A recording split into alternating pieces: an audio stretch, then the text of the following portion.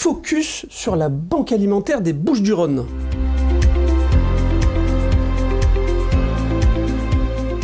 Aujourd'hui, j'ai le plaisir d'accueillir Joseph Arakel, président de la Banque alimentaire des Bouches-du-Rhône. Bonjour Joseph. Bonjour. Bienvenue. Merci. Et Franck Berthet, directeur de Auchan-la-Valentine et vice-président de la Banque alimentaire. Bonjour Franck et bienvenue. Bonjour Thierry et merci. Alors, une première question, alors ça peut paraître tout bête, mais finalement, est-ce que vous pouvez présenter, Joseph, ce qu'est la Banque alimentaire ? La Banque alimentaire est une association d'intérêt général qui collecte des denrées alimentaires afin de les distribuer à des associations. Donc la Banque alimentaire ne vend rien. Ça a fêté ses 40 ans l'année dernière. Ça a été créé par un homme qui s'appelle Bernard Dandrel, sur un modèle qui vient des États-Unis et du Canada, où, avec beaucoup de bénévoles, on arrive à faire fonctionner une organisation logistique pour le classement des marchandises, pour le tri des marchandises et du transport pour la livraison. Je le redis, la Banque alimentaire ne vend rien. Elle reçoit des produits de l'Europe, pas des dons financiers, mais des dons en nature, selon des indices de pauvreté. Et elle reçoit des subventions pour pouvoir fonctionner. C'est un modèle qui répond malheureusement à une demande qui est croissante et qui est indispensable dans les moments difficiles que nous vivons. Alors justement, on parlait d'évolution. Comment est-ce qu'elle évolue, la précarité sur ce département ? La précarité touche beaucoup de personnes, de plus en plus de personnes, et pas que des gens vulnérables qui sont dans la rue. Elle touche des retraités qui aujourd'hui n'arrivent plus à boucler les fins de mois. Elle touche aussi des étudiants. Ça augmente fortement. Il faut savoir qu'en 2019, c'était à peu près 300 étudiants par semaine. Et en 2024, c'est 3000 par semaine. Alors, donc, on a 10 fois plus en seulement 5 ans. Absolument, oui. C'est énorme. C'est énorme. Et aujourd'hui, je le redis, c'est pas que des gens vulnérables qui ont besoin de la banque alimentaire. On peut être retraité, on peut travailler et ne pas arriver à boucler les fins de mois. Le premier budget où on peut s'ajuster, malheureusement, c'est la nourriture. Voilà, les autres frais, soit sont prélevés, soit incompressibles. Et voilà, ça devient difficile. Et franchement, je remercie aussi les grandes surfaces parce que c'est un moyen aussi, par la récolte quotidienne auprès des GMS. D'ailleurs, c'est une directive qui avait été, c'est la loi Garot qui impose aux grandes surfaces de plus de 400 mètres carrés de ne pas jeter des denrées, mais de les donner à des associations. Sur les collectes, Franck, est-ce que vous pouvez nous en parler de ces collectes ? Comment ça se passe ? Les collectes, elles sont très importantes. On parlait de 8 millions de distributions de repas, c'est 30% de plus que l'année dernière, alors qu'aujourd'hui, on a des dons alimentaires ou des subventions qui sont de moins en moins importantes. On est dans une conjoncture économique qui est la même pour tout le monde, avec des baisses concernant les mécénats.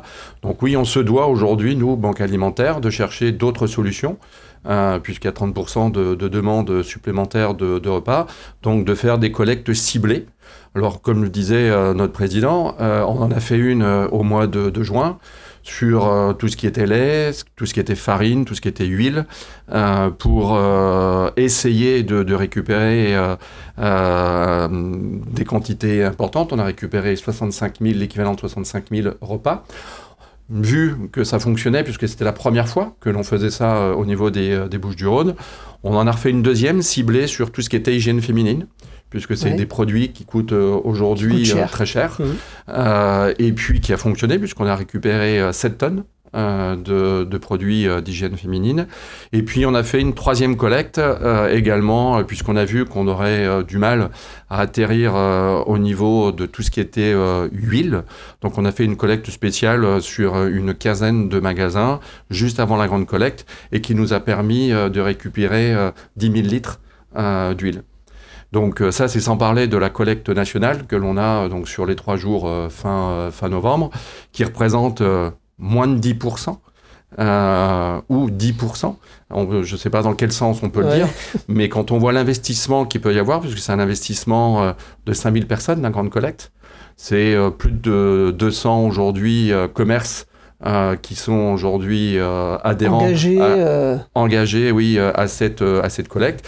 Et ce que l'on voudrait, c'est aujourd'hui essayer d'en récupérer encore un peu plus et que chacun puisse y participer.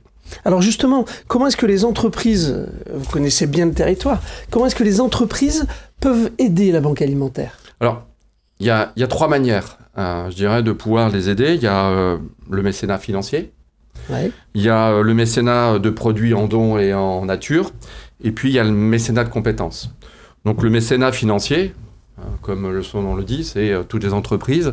Et je fais appel aujourd'hui à toutes les entreprises, que ce soit les entreprises du Valais de l'Yonne ou de tout l'ensemble des Bouches-du-Rhône, de pouvoir aujourd'hui adhérer à la banque alimentaire. Et il n'y a pas de petites sommes.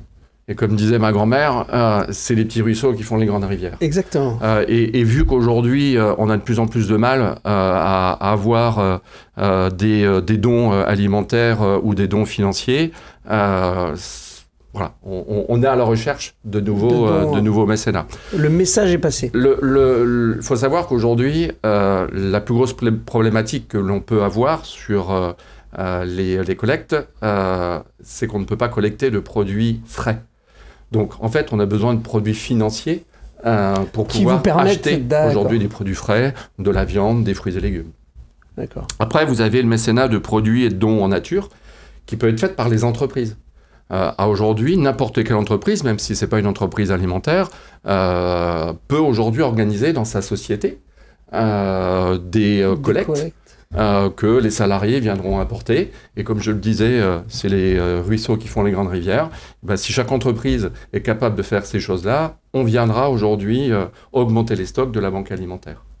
Et puis le mécénat de compétences, c'est les entreprises qui peuvent, soit sur un temps court ou un temps un peu plus long, donc de l'aide au niveau des collectes qui sont nationales ou les collectes que l'on fait sur des produits spéciaux de pouvoir venir nous aider, ou le mécénat de compétences qui peut être aujourd'hui sur une durée un peu plus longue pour nous aider au niveau de la banque alimentaire et de l'organisation. Voilà. Parce que je suppose que les 8 millions se gèrent pas comme ça, les 8 millions de repas ne se gèrent pas aussi facilement que ça.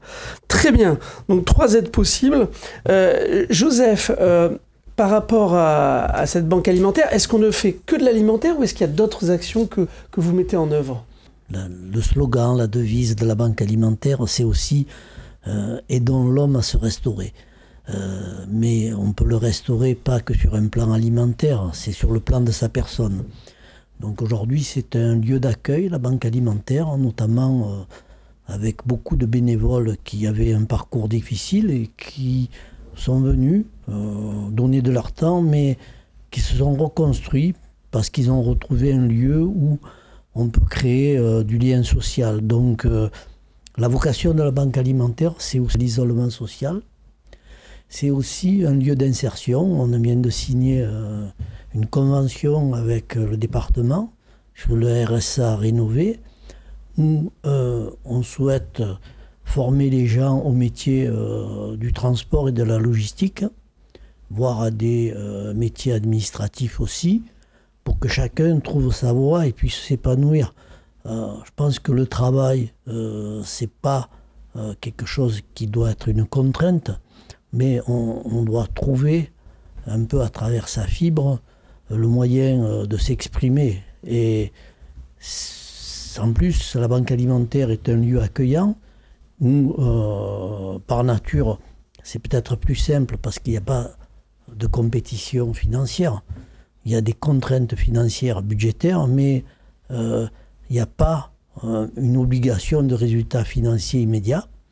Donc, ça facilite les liens et ça permet franchement de développer une bienveillance, voire une attention envers l'autre, qui va jusqu'à partager des repas. Tous les jours, on a une cantine où on peut accueillir les gens. Donc, la philosophie, c'est l'accueil, le partage, voilà, et puis aider les gens à trouver leur voie. Et il y a des témoignages qui sont vraiment émouvants avec des gens qui étaient un peu désorientés et qui ont trouvé leur repère. Et franchement, c'est une vocation, ça aussi, de la banque alimentaire. Joseph, Franck, bravo pour cet investissement. Alors vous êtes plein d'humilité parce que je crois que la banque alimentaire, depuis quelques années, depuis que vous avez repris le flambeau, s'est nettement améliorée et on le voit par les chiffres, 8 millions de repas par année, chers amis. Voilà, je retiens votre devise, aidons l'homme à se restaurer. J'invite toutes les entreprises ou tout un chacun à rejoindre le mouvement et venir donner du temps, un don pour aider cette belle œuvre. Bravo à tous les deux et chers amis, je vous dis comme d'habitude, à la semaine prochaine.